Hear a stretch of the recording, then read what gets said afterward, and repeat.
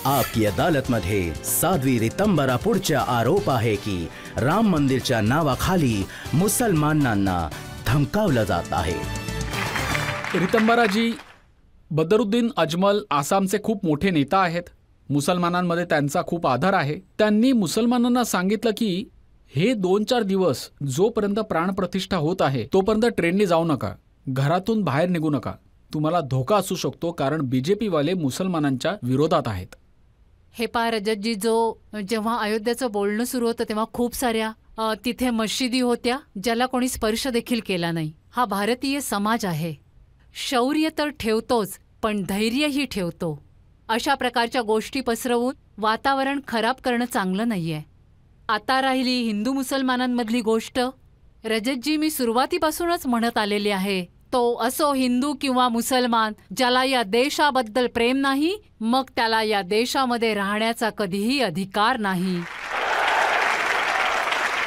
ह्या तर तुमच्या भावना झाल्या। ह्या देशात ओएसी सारख्या देखील काही लोक आहेत जे म्हणतात जोपर्यंत जिवंत राहीन तोपर्यंत आठवण करून देत राहीन की तिथे बाबरी मशीद होती आणि तिच्यासोबत अन्याय झालाय।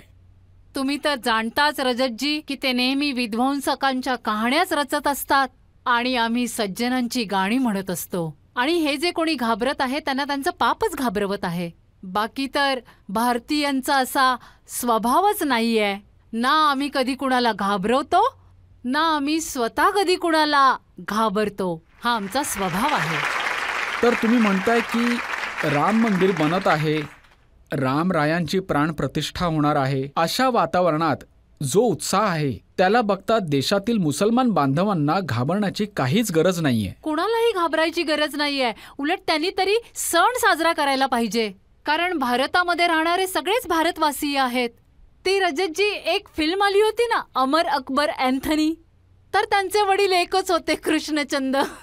तर इथे जे आपले मूळ आहेत भारताचे, आपले वंशज, आपले पूर्वज आहेत, आपल्या पूजेच्या पद्धती वेगळ्या असू शकतात पण आपले पूर्वज वेगळे असू शकत नाहीत।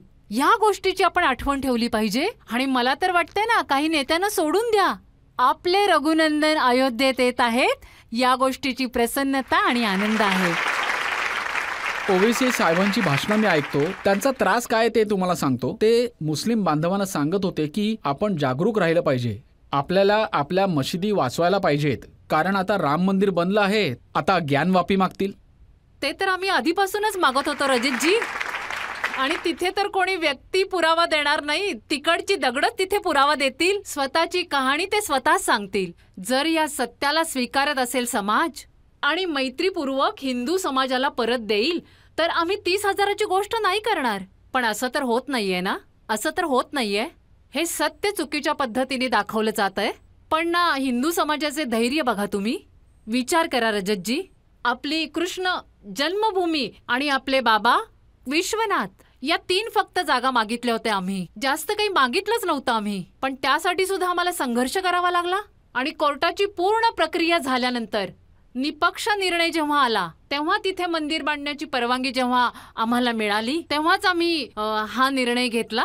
तेव्हा तुम्ही कधीतरी असा विचार करा की एवढ्या मोठ्या बहुसंख्य समाजाच्या धैर्याचं कधीतरी कौतुक करा, कधीतरी विचार करा। आणि तुम्ही बघा रजतजी, त्या ढाच्याला कधी हात नाही लावला भारतीयांनी, रामाचा चबुतरा बांधून रामाची पूजा अर्चना वंदना करत राहिला भारतीय समाज, लाखोच्या संख्येने त्या जागेवरती जाऊन परिक्रमा करत राहिला। पण आम्ही कधीच अनाधिकार चेष्टा केली नाही रजतजी। सगळ्या जगाला माहिती आहे हिंदू समाजाचा स्वभाव काय आहे ते, पण त्यांच्या स्वभावाला, करुणेला क्रूरता समजणं हे फार चुकीचं आहे, हे चांगलं नाहीये। आम्ही ऋषी मुनींसाठी मैत्रीचे हितच कायम आम्ही बघितले आहे, जे आमचं रक्षण करतात त्यांचं रक्षण करण्याचं साहस आम्ही कायम केलेलं आहे। पण उदारपणा कायमच आमच्या मनात राहिलेला आहे, पण आमच्या उदारपणाला त्यांनी क्रूरपणा समजला, ती काही चांगली गोष्ट नव्हती। आज हिंदू जागा झालाय,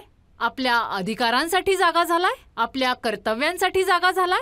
आम्हाला पूर्ण भारतात शांतता हवी आहे आणि ही शांतता तेव्हाच होणार जेव्हा आमच्या भारतात अधिकारांचे बळी तुम्ही घेणार नाही।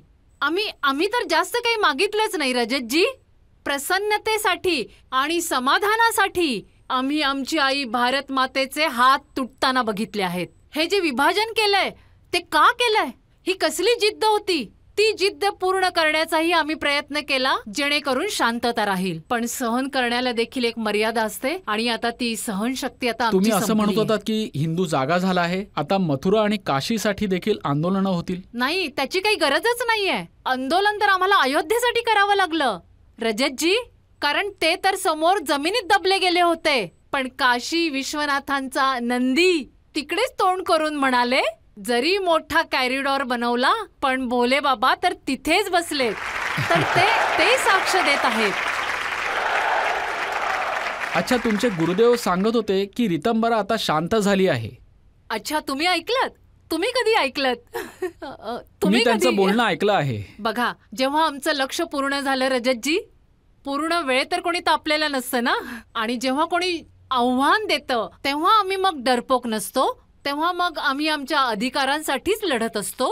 आणि जसं मी तुम्हाला सांगितलं की लोक म्हणतात की अजून शिखर नाही बनलं गेलंय, तर आम्ही सांगितलं ना की पूर्वजांची तपश्चर्या आहे 500 वर्षांची. पूर्वजांची तपस्या हेच शिखर आहे आणि त्यांचं धैर्य हाच मंदिराचा कळस आहे आणि जे गर्भगृह आहे ते इतक्या वर्षांची व्याकुळ प्रतीक्षा आहे. तर या सगळ्या परिस्थितीतून मी आलीये.